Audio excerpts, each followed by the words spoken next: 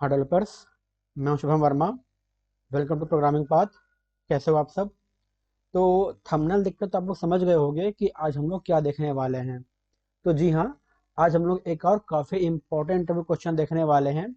और आजकल ये जो इंटरव्यू क्वेश्चन है काफ़ी ज़्यादा पूछा जाने लगा है कि फॉर ईच और मैप में क्या डिफरेंस होता है। तो इसके ऊपर ऑलरेडी मेरी एक वीडियो बनी हुई है।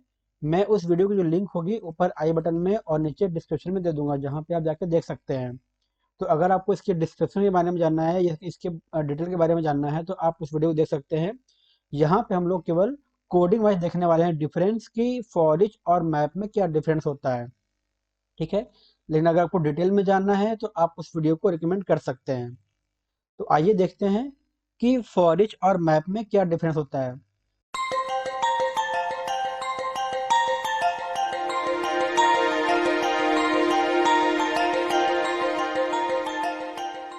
तो अगर आपने जो वो वीडियो है अगर आपने देखी होगी या फिर अगर आपको पता होगा कि फॉर ईच और मैप में क्या डिफरेंस होता है, तो आपने एक टर्म जरूर सुना होगा कि जो हमारा मैप होता है वो एक नया एरे रिटर्न कर देता है। लेकिन जो हमारा फॉर ईच होता है वो कुछ भी रिटर्न नहीं करता।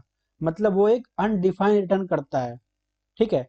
जो हमारा मैप है वो एक नया एरे रिटर्न करता है, लेकिन जो हमारा फॉर ईच है वो कुछ भी रिटर्न नहीं करता है। ठीक। तो इसी को आज हम लोग देखने वाले हैं कि आखिर ये चीज है क्या, ये चीज कैसे पॉसिबल हो रही है। ठीक है।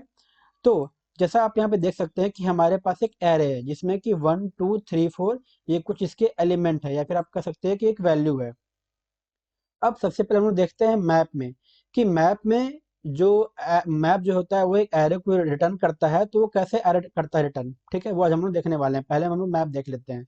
तो लेट मैप रिटर्न, ये हमने एक नया एक एक वेरिएबल ले लिया जिसमें हमारा जो भी मैप किसी भी एलिमेंट को या किसी भी नए एरे को रिटर्न करेगा वो हम लोग यहाँ पे देखने वाले हैं। ठीक है। तो अब क्या करते हैं हम लोग यहाँ पे एरे डॉट मैप। ठीक है। अब यहाँ पे हम लोग क्या करेंगे, इसको यहाँ हम लोगों ने क्या किया, एक वैल ले लिया। ठीक है।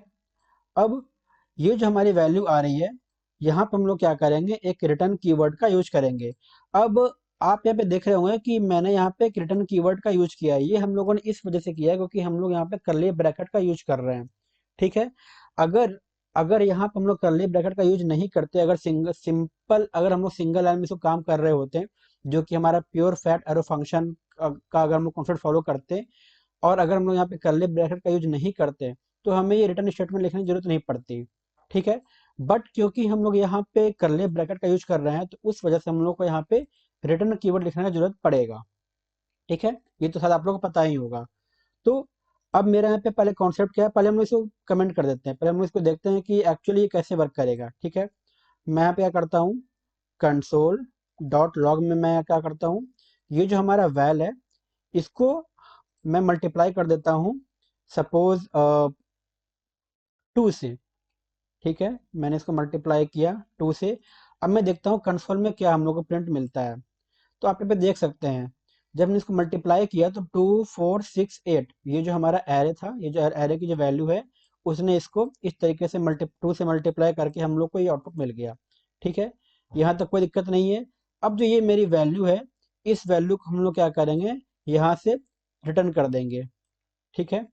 अब देखते हैं क्या होता है, हम लोग को क्या इसको कंसोल करने पे मिलता है। अब मैं यहाँ पे क्या करूँगा, कंसोल कंसोल डॉट लॉग। ठीक है। और ये जो हमारा मैप रिटर्न की जो वैल्यू है या फिर जो वेरिएबल है ये हम लोग यहाँ पे रन कर देते हैं। ठीक है। आप यहाँ पे देख सकते हैं कि हमें एक नया एरे मिल गया जिसकी वैल्यू थी 2 4 6 और 8। ठीक।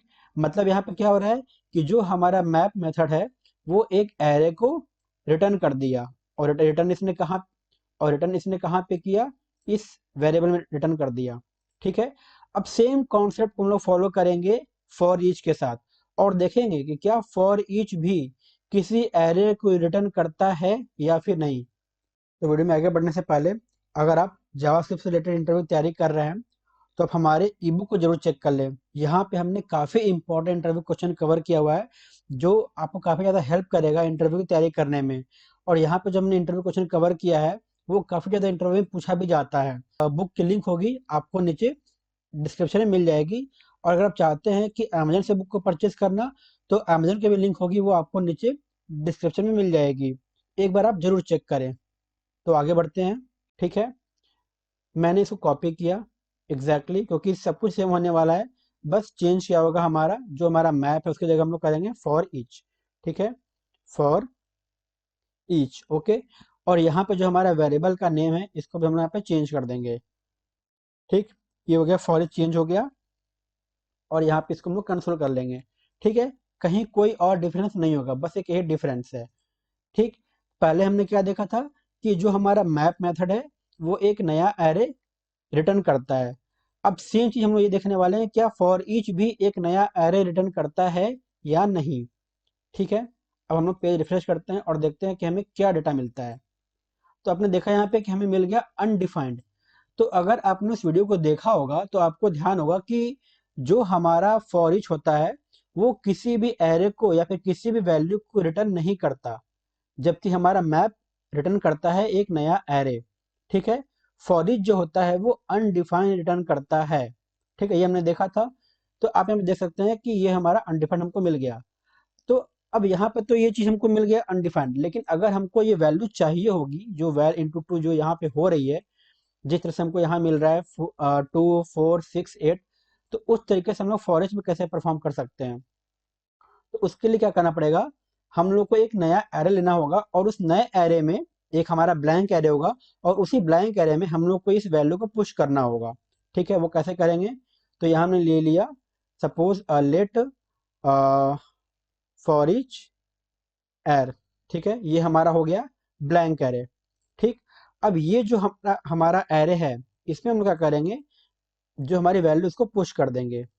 ठीक है, सिंपल, ये हमने पुश कर दिया, और ये जो हमारा फॉर ईच का जो वेरिएबल है इसको हम लोग यहाँ पे कॉल कर लेंगे। तो अब हमें जो हमारी वैल्यू थी मल्टीप्लाई करके वो हमें मिल जाएगी, आप यहाँ पे देख सकते हैं। तो कुछ इस तरीके से जो हमारा मैप और फॉर ईच है वो वर्क करता है। ठीक, तो उम्मीद है आपको क्लियर हो गया होगा कि फॉर ईच और मैप में क्या डिफरेंस होता है, फॉर ईच क्या रिटर्न करता है और मैप क्या रिटर्न करता है। ठीक है, तो आज के लिए बस इतना ही। अगर आपको वीडियो पसंद आए तो प्लीज़ लाइक, शेयर और सब्सक्राइब जरूर करें। आपका वीडियो देखने के लिए बहुत बहुत धन्यवाद।